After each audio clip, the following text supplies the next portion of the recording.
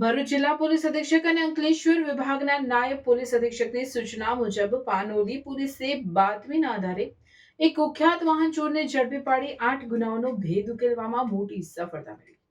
3.25 લાખથી વધુનો મુદ્દામાલ જપ્ત કર્યો છે.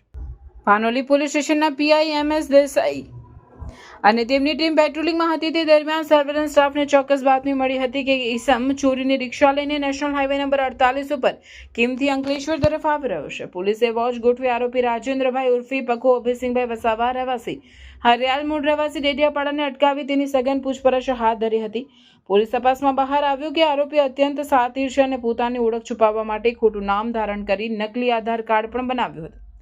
તેની પૂછપરછમાં આરોપીએ વાલિયા અંકલેશ્વર જીઆરડીસી કરંજ અને ડેડિયાપાડાના હાટ બજારોમાંથી વાહનોની ચોરી કરી હોવાનું તેમજ વર્ષ 2023માં તેણે તેની પત્ની લત્તાબેન સાથે મળીને ડેડિયાપાડાના ડાભણ ગામે ઘરફોડ ચોરી કરી હતી, જેમાં તેની પત્ની ઝડપાઈ ગઈ જ્યારે તે નાસ્તો ફરતો હતો.